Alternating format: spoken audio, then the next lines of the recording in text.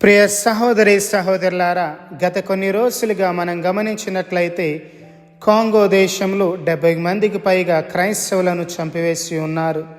ఇప్పుడు సిరియా దేశంలో 1000 మంది పైగా క్రైస్తవులు చనిపోయి ఉన్నారు, హింసలలో ఉన్నారు, కష్ట సమయాలలో ఉన్నారు. మనందరం కూడా ఏక మనస్సుతో ఒకే విశ్వాసంతో ప్రభుని వేడుకొందాం, వారి కోసం ప్రార్థన చేద్దాం. సర్వశక్తి గల దయగల సర్వేశ్వర, ఆనాడు ఇశ్రాయేలు ప్రజలు కష్టాలలో ఉన్నప్పుడు వారి యొక్క ఆర్తనాదాలు విని వారిని విడిపించి ఉన్నావు ప్రభువా. ఈ రోజున నీ అందు విశ్వాసం ఉంచి ఉన్న సహోదరి సహోదరులు ప్రభువా ఎంతో బాధపడుతూ ఉన్నారు, కష్టాలలో ఉన్నారు, హింసలు అనుభవిస్తూ ఉన్నారు. ప్రత్యేక విధంగా మరణించిన వారికి నిత్య విశ్రాంతిని దయచేసి పరలోకరాజ్య భాగ్యము దయచేయమయ్యా.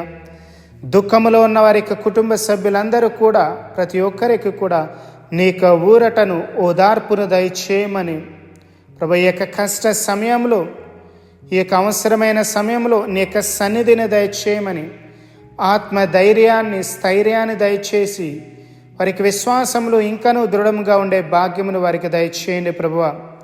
వారికి కావలసినటువంటి శక్తిని దయచేసి ముందుకు నడిపించమని, నిరాశ నిస్పృహలకు లోను కాకుండా కృంగిపోకుండా నీ ఉండావనే ధైర్యంతో ఉండే భాగ్యమును వారికి దయచేయండి ప్రభువా. ఆ యొక్క అనుగ్రహాన్ని దయచేయండి.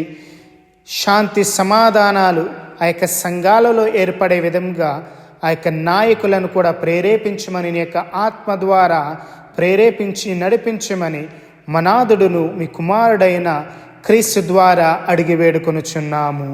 ఆమేన్.